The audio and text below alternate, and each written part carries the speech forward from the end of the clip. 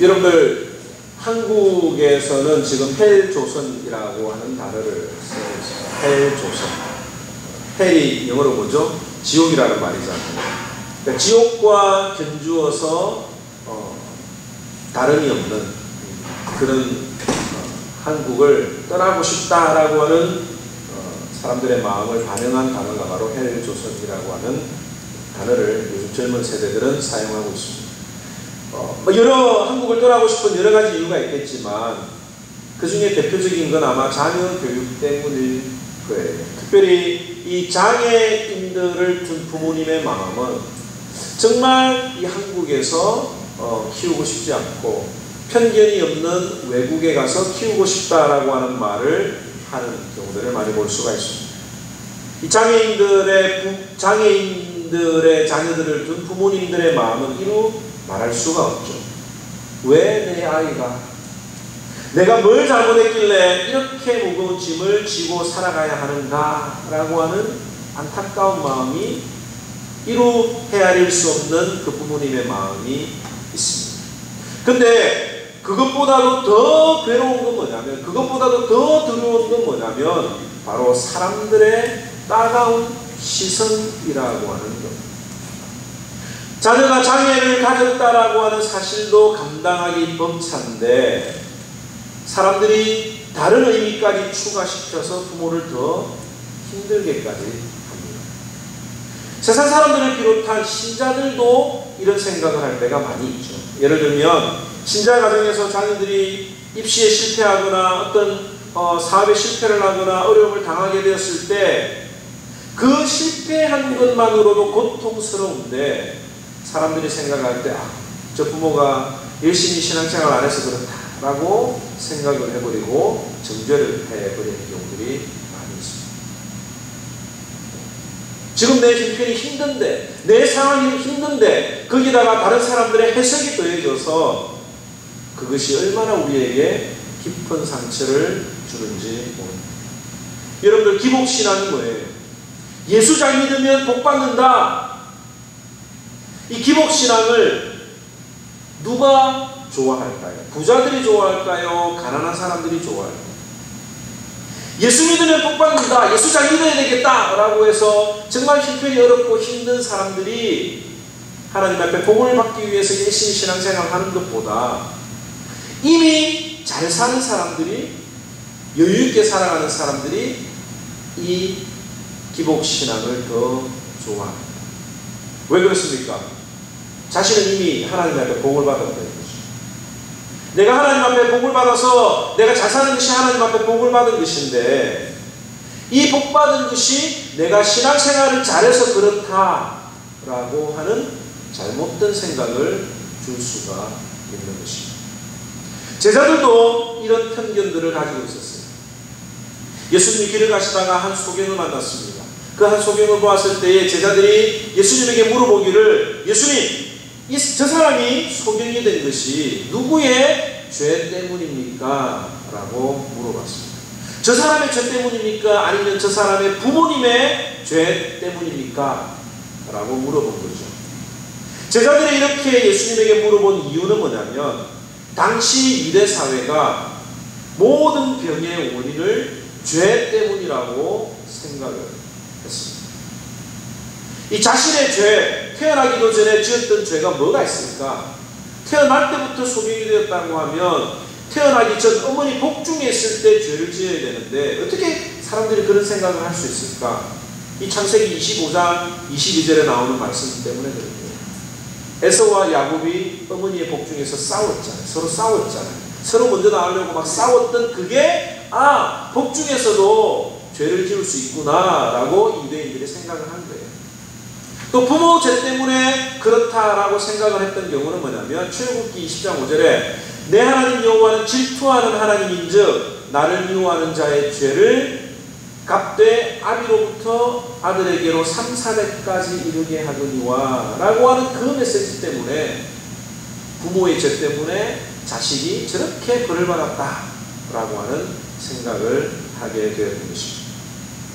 그래서 병이 난 사람은 그 병 때문에 고생을 해야 되는 것뿐만 아니라 사회적으로도 죄인 취급을 당해야 하는 이중적인 고통에 빠져야만 했습니다.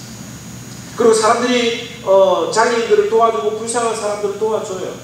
그런데 그 사람들을 정말 불쌍하고 긍휼히 여겨서 도와주는 게 아니라 그 사람을 도와줌으로 내가 공을 쌓기 때문에 동정을 한 것이 아니라 자신의 그 의를 위해서 도와주었던 것이 바로 당시 유대 사회의 모습이었습니다.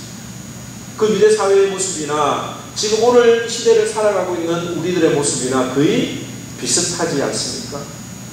지난 시간에 우리가 살펴보았던 빌라도에 의해서 갈릴리 사람들이 죽임을 당해서 제물로 드려진 일이나 실로암 망대가 무너져서 18명이나 죽었던 그 사건을 보면서 저 사람은 죄 때문에 그랬다라고 하는 그 생각이 그대로 오늘 우리들에게 전해지고 있는 거예요.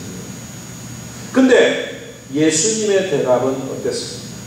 모든 사람들이 사람들의 불행을 보고 죄 때문이다 라고 생각을 하는데 예수님은 그 상황을 어떻게 보셨느냐면 본문 3절에 말씀하시기를 예수께서 대답하시되 이 사람이나 그 부모의 죄로 인한 것이 아니라 뭐라고요? 그에게서 하나님이 하시는 일을 나타내고자 하시니라 고 이야기를 해주셨습니다. 예수님은 저 사람이 소경이 된 것은 자신의 죄도 아니고 그 아버지의 부모의 죄 때문도 아니고 하나님의 일을 나타내기 위해서 저렇게 된 것이라고 이야기를 하십니다. 그런데 우리가 여기서 한번 생각해 볼 문제가 있습니다. 과연 모든 병이 하나님의 뜻이며 하나님의 일을 나타내기 위한 것인가? 라고 하는 거예요. 엄밀하게 말하면 모든 병은 하나님 앞에 죄를 지었기 때문에 우리에게 찾아온 것입니다. 만약에 아담과 하와가 선악과를 따먹지 않았다고 하면 죽음도 우리에게 찾아오지 않았을 뿐만 아니라 병도 우리에게 찾아오지 않았을 거예요. 그런데 우리에게 엄밀하게 우리가 죽게 되고 병으로 환난을 당하는 이유는 바로 죄를 지어서 그렇게 된 것입니다. 또 많은 경우 이 병에 걸리는 이유는 잘못된 음식 습관이나 또 운동 부족이나 몸을 혹사시켜서 오는 경우들도 많이 있어요. 그러니까 내가 내 몸을 제대로 관리하지 못해서 올 수도 있다고 하는 사실입니다. 또 뿐만 아니라 예수님께서는 38년 된 병자에게 그 병자를 고쳐주시면서 하시는 말씀이 다시는 죄가 더하지 않도록 죄를 짓지 말라 라고 하신 것을 보면 이 모든 병은 하나님의 뜻대로 이루어진 것이며 하나님의 일을 나타내기 위한 것은 아니라고 하는 사실입니다. 우리가 살아가면서 어렵고 힘들고 고난을 당하는 이유는 우리의 연약함 때문에 오는 경우들이 훨씬 더 많이 있다고 하는 사실입니다. 그런데 예수님께서 이야기하기를 그렇게 우리의 잘못 때문이라도 왔던 그 질병이나 고난이라도 하나님이 그것을 들어 쓰시면 그것이 하나님의 영광을 나타내는 일이다 라고 우리들에게 이야기를 해주는 거예요. 모든 것들이 합력하여 선을 이루는 것. 우리가 똥을 싸고 상처를 내고 나쁜 어떤 결정들을 하더라도 하나님께서는 그 잘못된 것들을 가지고도 하나님이 영광을 받으시도록 모든 일들을 행하신다고 하는 사실입니다. 또 하나 우리가 생각해야 될 건 뭐냐면 만약에 모든 불행이나 병이 하나님의 영광을 위해서 미리 세팅된 것이라고 하면 하나님은 아주 이기적인 분이죠. 왜? 자신의 영광을 위해서 다른 사람들을 불행하게 만드는 거예요. 쉽게 이야기하면 내가 지금 당장 고쳐줄 수도 있는데 더 고생을 시키는 거예요. 왜? 나중에 내가 그 사람이 더 어려움을 당할 때 내가 도움을 줌으로써 내가 영광을 받아야 되겠다. 저 사람 도움이 없었으면 안 됐다라고 하는 그런 칭찬을 듣기 위해서 계획을 하는, 세팅을 했던 그런 이기적인 사람이 될 수밖에 없습니다. 그런데 하나님께서는 절대로 벽을 만들거나 자신의 영광을 위해서 불행을 계획하시는 분이 아닙니다. 그럼에도 불구하고 하나님께서는 우리에게 찾아온 불행들을 합력하여 선을 만드시는 분이라고 하는 사실입니다. 그래서 예수님께서 이 사람에게 하신 게 뭡니까? 땅에 침을 뱉어서 진흙을 만들고 그 진흙을 눈에 붙였다라고 하는 사실입니다. 눈에 붙이고 실로암 연못으로 가라고 이야기를 했습니다. 여기서 또 하나 생각이 될 게 있어요. 왜 예수님께서는 꼭 그렇게 더럽게 침을 뱉어가지고 이 반죽을 만들어가지고 눈에 붙여야 되는가라고 하는 사실입니다. 예수님은 말씀으로도 모든 것들을 하실 수 있는 분입니다. 그런데 굳이 침을 발라서 진흙을 만들어야 됐는가라고 하는 것입니다. 어떤 사람들은 이 침에 치료 효과가 있어서 그랬다. 여러분 우리 모기에 물리면 침 바르잖아요. 어떻게 뭐 상처나면 침 바르잖아요. 그렇게 생각을 하는 사람들도 있고, 또 어떤 사람들은 그 소경이 앞에 아무것도 안 보이고 또 말씀으로만 믿지 못하니까 그 수준에 맞추어서 진흙을 바르면서 실로암가에 가서 씻으라고 생각을 하는 경우들도 있습니다. 그런데 오늘 본문에 보면 뭐라고 예수님이 이야기를 하셨습니까? 이렇게 하시는 이유가 있는데, 하나님이 하시는 일을 사람들에게 나타내고자 하십니다.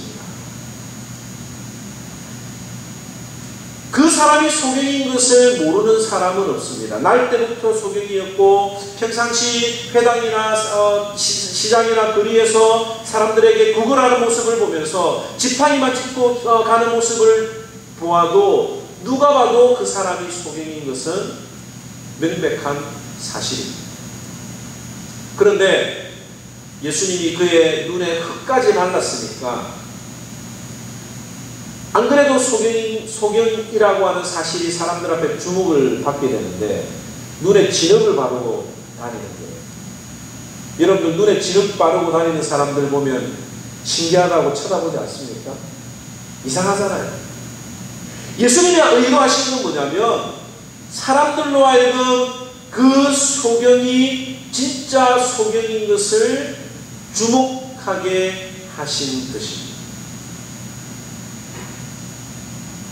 그리고 눈에 진흙을 바르고 이 소경이 어디론가 가는 모습을 모든 사람들로 하여금 바라보게 하시기 위해서 이렇게 하셨다라고 하는 사실입니다. 예수님이 원하시는 건 이거예요. 네가 소경이야. 내가 죄인이다라고 하는 것을 인정하는 겁니다. 우리가 우리의 연약한 부분들과 우리의 죄를 인정하기만 하면 예수님께서 모든 인생의 문제를 해결해 주시는데, 사람들이 자기가 소경인 것을, 자기가 죄인인 것을 인정 안 하려고 해요. 만약에 여러분들이 눈이 멀거나 눈에 뭐가 나면 하는 게 뭐예요? 선글라스 끼고 다니잖아요. 여자분들이 깜깜한 밤에도 선글라스를 끼고 다니면 남편한테 맞아가지고 시퍼렇게 멍이 들 때 선글라스를 끼고 다니는데, 여러분들이 만약에 소경이라고 하면 눈 이렇게 이상한 모습 보여주기 싫어서 선글라스 끼고 다니잖아요. 근데 예수님께서 하시는 말씀이 뭐냐면 선글라스 벗고 눈에 진흙까지 발라라는 것입니다. 내가 소경인 것을 모든 사람들에게 알려주게 하는 것이 바로 예수님께서 원하셨던 것이라고 하는 사실. 우리에게 이 자존심이 얼마나 복음을 받아들이는데 큰 걸림돌이 되는지 모릅니다. 소경이 아닌데 소경인데 소경 아닌 척, 죄인인데 죄인 아닌 척, 힘들지 않는데 힘들지 않은 척 합니다. 소경이라고 놀림받는 것이 싫어서 사람들과 아예 접촉도 하지 않으려고 하고 내가 가진 죄를 감추려고 하는 것이 바로 사람들이 가지고 있는 자존심. 유대인들은 눈은 정상이었지만 영적으로는 아무것도 보지 못하는 영적인 소경이었습니다. 그런데도 그들은 교만했고 다른 사람들을 판단하기에 바빴던 거예요. 41절에 보면 차라리 소경이었으면 죄가 없으려니와 본다고 하니 너희 죄가 그저 있느니라고 이야기를 하는 겁니다.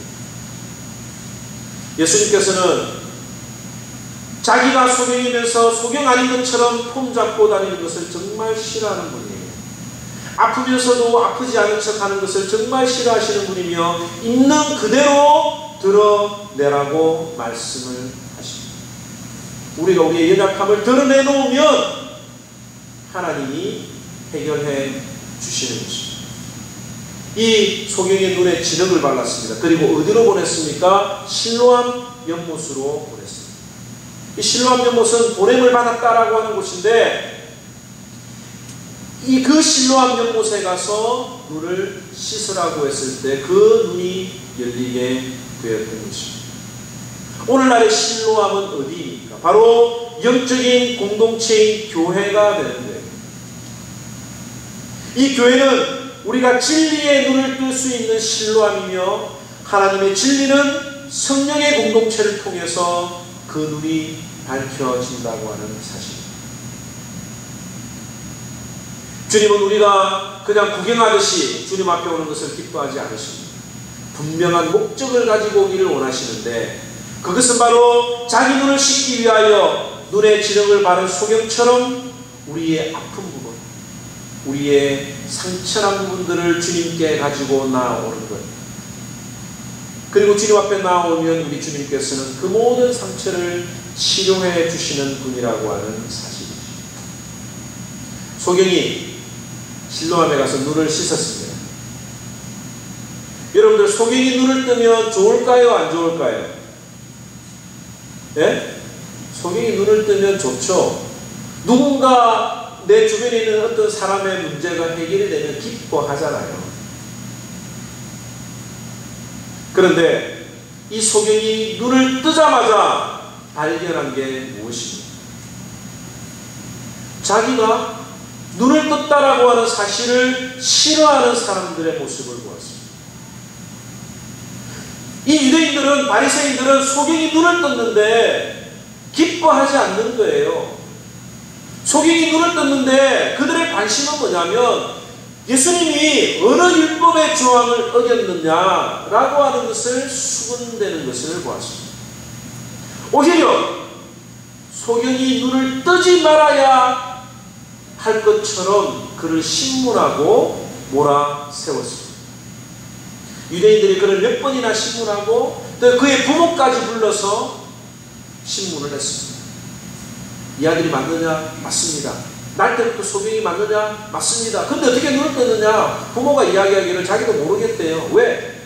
예수님이 고쳐줬다는 이야기를 하게 되면 그 사회에서 출교당하는 것이 두려웠기 때문에 이야기를 못했습니다. 그것도 모자라서 이 소경을 다시 또 불러서 바리새인들이 또 물어보는 거예요. 신문하는 거예요. 그들이 원했던 것은 단 한 가지밖에 없었습니다. 그가 눈을 다시 감든지 아니면 예수님이 안식일을 범했던 죄인이라고 하는 것을 고백하는 겁니다. 이 소경은 눈을 떠서 기뻐하고 축하를 받아야 되는데 눈을 떴기 때문에 사람들에게 핍박을 받았고 유대인들로부터 예수님을 부인하라고 하는, 저주하라고 하는 요구를 당했다고 하는 사실입니다. 왜? 사람들이 생각할 때 하나님께서는 안식일에 일하는 사람을 축복하실 리가 없다고 주장을 했습니다. 16절에 보면 바리새인 중에 혹은 말하되 이 사람이 안식일을 지키지 아니하니 하나님께로서 온 자가 아니라 하며, 혹은 말하되 죄인으로서 어떻게 이러한 표적을 행하겠느냐 하며 피차 쟁론이 되었더니라고 이야기를 하고 있습니다. 하나님을 잘 믿는다라고 하는 사람들이 자기 생각에 맞지 않다고 하나님을 인정하지 않았습니다. 이 소경은 자기가 평상시에 가장 존경했던 사람들 중에 한 사람들이었던 랍비로부터 신문을 받았습니다. 그는 예수를 통해서 은혜를 받은 사실 때문에 자기 부모에게도 버림을 받았습니다. 여러분들 신앙생활할 때 핍박이 어디에서 옵니까?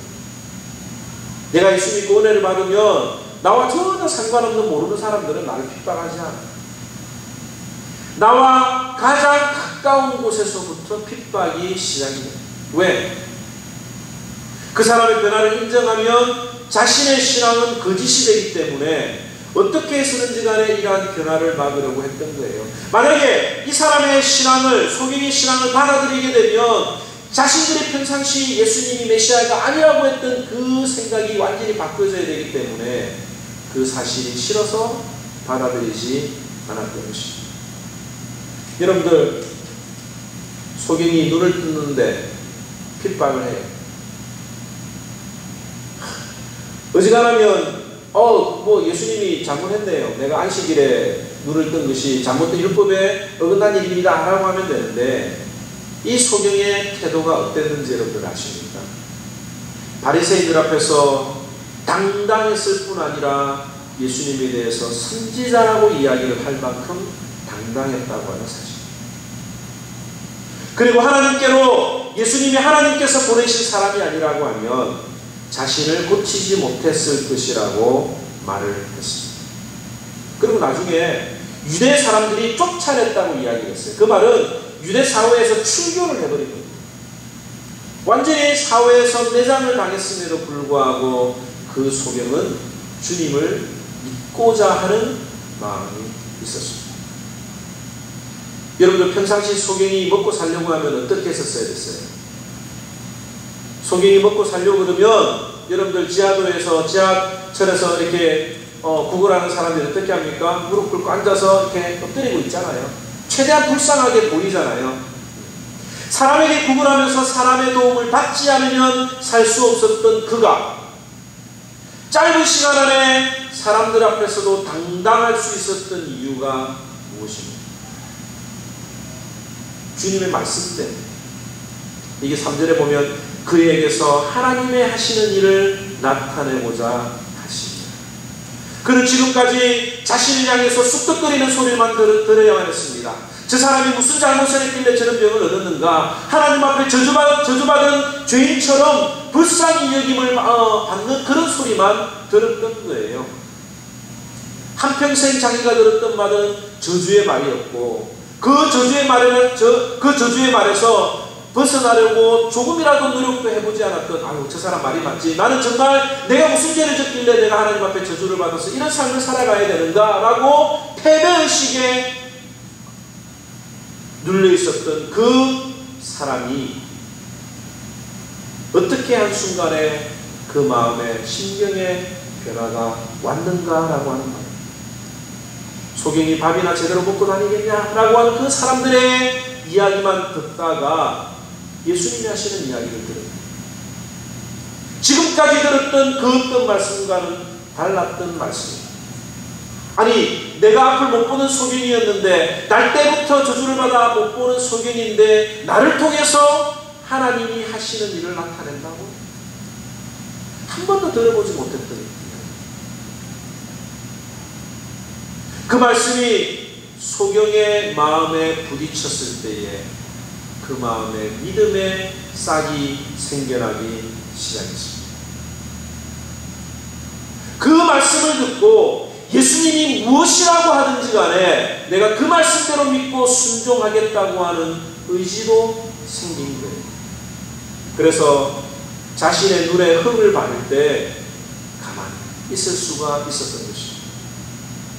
앞에 보이지 아니하는 그를 실로암으로 가서 씻으라고 하실 때에도 이 소경이 순종할 수가 있었습니다. 소경이 눈에 진흙을 바르고 지나갈 때에 어디 가느냐고 사람들이 수군거리고 놀림을 할 때에도, 놀릴 때에도 전혀 아랑곳하지 않고 그 말씀 앞에 순종할 수 있었던 이유는 그 마음속에 하나님의 일을 하기 위해서 내가 이렇게 된 것이라고 하는 그 메시지가 들어오게 된 것입니다. 그 말씀 앞에 순종한 결과 어떤 일이 일어났습니까? 그의 눈이 열려서 모든 것들을 볼 수 있게 되었습니다. 뿐만 아니라 주님을 믿었더니 그 마음의 눈까지도 열리게 된 것입니다. 사랑하는 성도 여러분, 내가 세상에서 아무리 손가락질을 받는 사람이라도 하나님의 말씀이 내 마음속에 들어오고 그 말씀을 믿고 순종할 때에 그때 기적이 일어나는 거예요. 내가 이 땅에 태어난 이유는 하나님이 하시는 일을 이루기 위함이다. 이 말씀을 믿어야 돼요. 내가 지금 이 샬롯 지역에서 작은 개척교회에서 내가 뭐 하는지 모르겠다, 낙심하고 좌절해버리면 정말 그렇게 되는 거예요. 내가 아침에 갔다가 저녁에 피곤한 몸을 이끌고 오는 이 이런 쳇바퀴 돌아가는 삶을 살아가는데 내가 이 일을 통해서 하나님이 무슨 일을 하실지 모르겠다 라고 생각을 해버리면 낙심하게 되는 겁니다. 내가 미국에 오게 된 것이, 내가 이 하모니 교회로 오게 된 것이 하나님이 하시는 일을 이루기 위한 것이다 라고 하는 확신이 있다고 하면 하나님이 인도하시는 모든 일에 주저하지 않고 순종할 수가 있는 것입니다.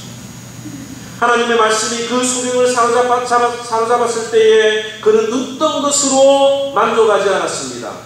그는 자기를 통해서 이루어질 하나님의 일을 하고 싶었습니다. 그래서 자신의 눈에 진흙을 바르고 드듭거리며 실로암으로 가라는 그 주님의 말씀 앞에 순종할 수가 있었습니다. 하나님의 말씀이 이렇게 힘이 있는 거예요. 하나님의 말씀이 우리를 향해서 이래라 저래라 땅 사라 뭐 몇 평짜리 사라 어디로 이사 가라 이런 이야기 하시는 분은 아니에요. 그런데 하나님의 말씀을 깨달으면 그 말씀이 우리의 모든 문제를 해결해 주는 경우들이 너무너무 많이 있었습니다. 여러분들 자 보세요. 어릴 때 태어날 때부터 소경이 되었던 사람은 교육을 받았겠습니까? 안 받았겠습니까? 교육을 제대로 받았을 리가 없죠. 오늘날처럼 뭐 점자를 공부를 하는 것도 아니고 아예 글자가 어떻게 생겼는지도 모르는 그 소경이 배운 지식이 없었어요. 사람들에게 늘 무시를 받아서 주눅이 들어서 자신의 의견을 제대로 펼칠 용기도 없었을 것입니다. 그런데 그가 예수님의 말씀을 듣고 주님을 만난 뒤에 어떻게 변했습니까? 자신을 위협하는 바리새인들 앞에서도 전혀 꿀림이 없었습니다. 그 바리새인들은 어떤 사람들이에요? 공부를 많이 한 사람들이에요. 하나님에 대해서 굉장히 잘 아는 사람들입니다. 그런데 바리새인들이 예수님을 향해서 죄인이라고 정죄하는 그를 향해서 이 소경은 더 논리적으로 예수님이 하나님이 보내신 분임을 증거하고 있다라고 하는 사실이에요. 30절에 그 사람이 대답하여 이르되 이상하다. 이 사람이 내 눈을 뜨게 하였으되 당신들은 그가 어디서 왔는지 알지 못하는도다. 하나님이 죄인의 말을 듣지 아니하시고 경건하여 그의 뜻대로 행하는 자의 말을 들으시는 줄을 우리가 아나이다. 창세 이후로부터 맹인으로 난 자의 눈을 뜨게 하였다 함을 듣지 못하였으니 이 사람이 하나님께로부터 오지 아니하였으면 아무 일도 할 수 없으리라. 이 소경의 주장은 이거예요. 하나님은 죄인의 말은 듣지 않고 의인의 말은 들으신다.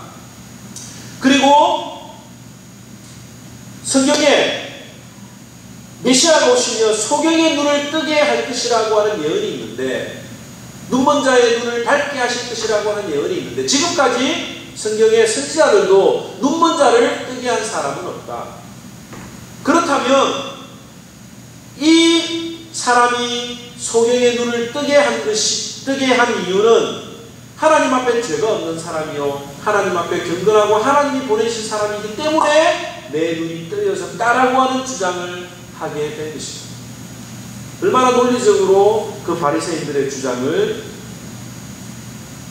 반박하게 된 것입니다. 이 주장을 들은 바리새인들은 기분이 상했습니다. 그래서 네가 우리를 가리키느냐 하면서 이 소경을 쫓아내어버렸습니다. 일자무식이었던 소경이 하나님의 말씀을 깨달으니까 평생 말씀을 배운 바리새인들보다 더 똑똑해졌다라고 하는 사실입니다. 하나님의 말씀은 우리에게 무슨 말을 할지, 어떤 결정을 내려야 할지 바로 판단할 수 있는 지혜를 우리에게 줍니다. 그래서 우리는 하나님의 말씀만 붙들어야 되는 거예요. 주님의 말씀 앞에 우리 모든 인생의 해답이 다 들어있다고 하는 사실입니다. 우리는 장애인들이나 어렵게 사는 사람들을 보면 그들이 불쌍하다고 생각을 합니다. 또 교회 다니지 않는 사람들을 보면 우리가 불쌍하다고 그러죠. 저 사람들은 하나님도 모르고 진리도 모르니까 얼마나 불쌍하나. 그러나 그 사람들이 처음에 교회를 와가지고 발견하게 되는 게 무엇인 줄 아십니까? 교회에 잘 다니는 사람들이 오히려 문제가 많다고 합니다. 기존의 신자들이 오히려 더 답답하고 막혀있고 완고한 것을 보면서 과연 신앙이 이런 것인가 라고 하는 회의를 느끼게 될 때도 있습니다. 소경보다도 더 불쌍한 사람이 누구냐?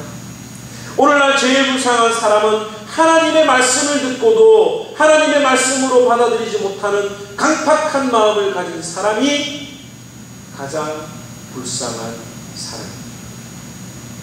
하나님의 말씀을 듣고도 말씀대로 변화하기가 두렵습니다. 말씀대로 살아가면 내가 당해야 될 핍박과 포기해야 될 어려움들이 너무 많기 때문에 하나님의 말씀대로 살아가지 못하는 자들이 너무너무 많이 있고 그 사람들이 바로 영적인 소경이라고 예수님이 이야기를 하는 겁니다. 여러분들은 소경입니까? 아닙니까? 여러분들의 신앙 범위를 정해놓고 그 이상 넘어가는 것을 극도로 긴장하는 분들이 있습니다. 내가 하나님 앞에 할 수 있는 범위는 이 정도라고 한계를 딱 정해놓고 안정된 신앙생활을 하는 분들이 있냐고 하는 거예요.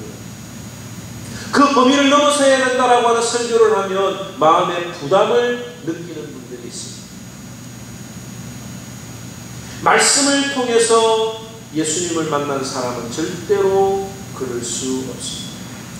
설사 사회에서 매장을 당하더라도 자기가 보고 듣고 체험하는 것이 변할 수 없고 그것이 너무 귀할 수밖에. 다른 건 몰라도 이 소경이 하는 말이 다른 건 몰라도 내가 한 가지 아는 것은 내가 소경으로 있다가 지금 눈을 뜨게 된다. 다른 건 몰라도 내가 한 가지 아는 것은 내가 죄인이었다가 그리스도로 말미암아 구원받았다 라고 하는 거예요. 그 사실 하나만 붙들고 있으면 어떤 손해도 어떤 피곤함도 핍박도 사회에서 매장되는 것도 두렵지 않다라고 하는 말입니다. 오늘 말씀을 통해서 하나님이 나를 통해서 하실 일이 무엇인가? 소경을 통해서도 하실 일이 있는데 나를 통해서 하실 일이 무엇인가? 기도하면서 곰곰이 생각을 해봤습니다. 하나님이 나를 통해서 하실 일이 무엇인가? 이 작은 교회에 하나님이 나를 통해서 하실 일이 무엇인가? 선교는 비교적 쉽게 할 수 있습니다. 구제도 비교적 쉽게 할 수 있어요. 왜? 마음만 있고 돈만 있으면 됩니다. 또 형편에 따라서 조정도 가능합니다. 그런데 가장 힘든 게 뭐냐면 영혼 사랑하는 거예요. 한 영혼을 사랑하는 것이 너무너무 힘들다고 하는 겁니다. 내 마음대로도 안 되고 기약도 없고 너무너무 힘들어서 차라리 기도하다가 신방 가다가 사고를 당해서 죽는 게 차라리 쉽겠다라고 하는 생각이 들 때가 있는 거예요. 교회가 분란이 일어나고 부흥이 안 돼서 사람들에게 눈치를 받는 것보다 그래도 빨리 천국 가는 게 더 낫지 않는가라고 하는 생각도 하게 됩니다. 그런데 아무리 생각을 해봐도 하나님이 이곳에 교회를 세우시고 나를 통하여 여러분들을 통하여 하나님이 하시고자 하는 일이 있다라고 하는 것이 한 영혼을 인도하는 것 외에는 아무것도 없는 거예요. 하나님이 그 일을 위해서 이 교회를 세워주시고 나를 존재하게 하시고 여러분들을 보내주신 것 같아요. 매일 똑같은 일을 반복하며 살아가는 여러분들이 뭔가 과감하게 내려놓고 선교지를 가겠다고 생각을 해보시기 바랍니다. 영어도 우리가 제대로 못하는데 선교지 언어를 언제 배워서 우리가 전도를 하겠어요? 거기는 전문 선교사님들한테 맡겨두고 우리는 기도하고 물질로 선교하는 것이 가장 최선의 방법입니다. 그렇다면 오늘 여기 샬롯 지역에 아직도 주님을 알지 못하는 자들을 찾아서 복음을 전하는 그것이 바로 하나님이 원하시는 일이라고 하는 사실입니다. 여러분들 한 영혼 구원하는 게 얼마나 어렵습니까? 여러분들이 얼마나 많은 씨앗을 뿌렸고 얼마나 많이 거두었습니까? 아무리 생각해봐도 저는 미국이 전도하기가 훨씬 더 쉬운 것 같아요. 아무리 생각해봐도 샬롯이 전도하기가 더 좋은 것 같아요. 제가 지금까지 목사님들 중에 성도들 중에 자기가 있는 곳, 자기가 있는 그 도시, 그 지역이 정말 전도하기 힘들다고 하는 이야기를 많이 들어봤어도 내가 지금 있는 이곳이 전도하기 가장 좋은 곳이라고 하는 목사님들은 제가 많이 못 들어봤는데 아무리 생각을 해봐도 미국이 좋고 샬롯이 복음 전하기 훨씬 더 좋은 거예요. 왜? 그래도 미국은 샬롯에 오면 교회를 통해서 도움을 받을 수 있는 일들이 많잖아요. 그래서 교회에 오는 사람들이, 교회로 올 수 있는 사람들이 많아요. LA 쪽에는 예수 안 믿어도 마음대로 할 수 있어요. 안 믿는 사람들이 워낙 많아서 같이 어울릴 수 있어요. 근데 샬롯에는 예수 안 믿는 사람들이 이렇게 모여서 할 수 있는 어떤 그런 것들이 많지 않아요. 그래서 지나다 보면 외로움을 느끼고 결국에는 교회로 올 수밖에 없는 거예요. 교회에 대해서 기본적으로 마음이 열려있는 게 사실입니다. 그래서 그런 사람들이 교회에 오면 그 사람들 등쳐먹지 말고 한 영혼을 구하기 위해서 최선을 다해서 도와주고 그리스도의 사랑을 전한다면 그것이 어느 선교지보다도 효과 있는 선교 전략이 될 것이라고 하는 확신이 기도하는 가운데 들었습니다. 기도 제목 가운데 여러분들이 기도하는 사람들 가운데 예수 안 믿는, 교회에 옮기는 사람들도 교회 문제 때문에 갈등을 해서 오랫동안 교회를 안 나오는 사람들의 이름이 있는 것도 좋은 일이지만 예수를 아예 모르는 사람, 예수를 한 번도 만나지 못한 사람들의 이름을 놓고 기도하는 이것이 얼마나 중요한 것인가 우리가 생각을 해요. 여러분들, 하나님이 나에게 원하시는 것이 무엇입니까? 소경을 통해서도 하나님이 하시고자 하는 일이 있는데 나를 통해서 하나님이 하시고자 하는 일이 무엇입니까? 영원 구원하는 것 외에는 아무것도 없다라고 하는 사실을 깨닫고 기도하고 전도하고 섬기고 나누어주고 봉사하는 저와 여러분들이 되기를 주님의 이름으로 축원합니다. 기도하겠습니다.